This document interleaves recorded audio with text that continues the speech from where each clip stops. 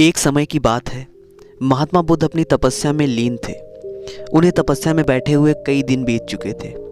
तभी एक शिकारी उस रास्ते से जा रहा था। उस शिकारी ने महात्मा बुद्ध को पहचान लिया और शिकारी ने महात्मा बुद्ध के बारे में बहुत बड़ाई सुनी थी, किंतु वह महात्मा बुद्ध की बड़ाई से संतुष्ट नहीं था। इसलिए उसने उनकी परीक्षा लेने के बारे में विचार किया। शिकारी पहले तो महात्मा बुद्ध को एक छोटा सा पत्थर फेंक कर मारता है, किंतु महात्मा बुद्ध ने इस पर कोई भी प्रतिक्रिया नहीं की, क्योंकि उनका मानना था कि शरीर में तकलीफ होती है, हमारी आत्मा को कभी तकलीफ नहीं होती।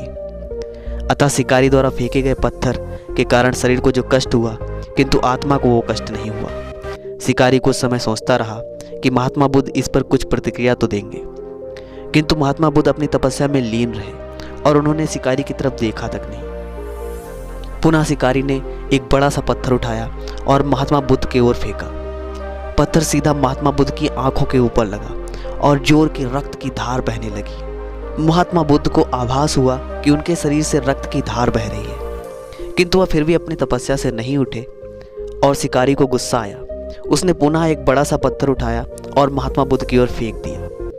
महात्मा बुद्ध के शरीर से अधिक खून बहने लगा और इतनी पीड़ा हुई कि उनकी आंखों से आंसू निकल आए। शिकारी ने महात्मा बुद्ध के पास जाकर पूछा कि हे भगवान, मैंने जब आपको पत्थर मारा तो आपने कोई प्रतिक्रिया क्यों नहीं दी? महात्मा बुद्ध ने बड़ी ही सरलता के साथ कहा, क्योंकि इससे मेरे शरीर को कष्ट हुआ है, मेरे मन को कष्ट नहीं हुआ। मेरी आत्मा इससे जरा भी दुखी नहीं है। शिकारी अचंभित रह गया।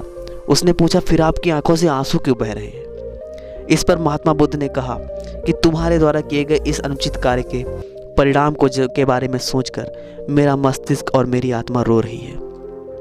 मैं सोच रहा हूं कि तुम्हारे जो पाप किया है इसकी तुम्हें क्या सजा मिलेगी। बुद्ध की बातों को सुनकर वह शिकारी महात्मा बुद्ध के चरणों में नतमस्तक हो गया और उसने क्षमा याचना की। महात्मा बुद्ध बहुत ही क्षमाशील व्यक्ति थे। उन्होंने तुरंत शिकारी को क्षमा कर दिया और अपना आशीर्वाद दिया।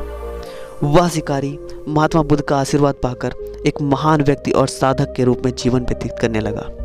महात्मा बुद्ध की इस कहानी से हमें यह शिक्षा मिलती है कि क्षमा मनुष्य का सबसे बड़ा गुण है। यदि हम किसी के अपराध के लिए उसको क्षमा करना जानते हैं तो इसका मतलब है हम किसी न किसी दिन अपराधी को बदल सकते हैं और उसमें अच्छी भावनाओं का संचार कर सकते हैं।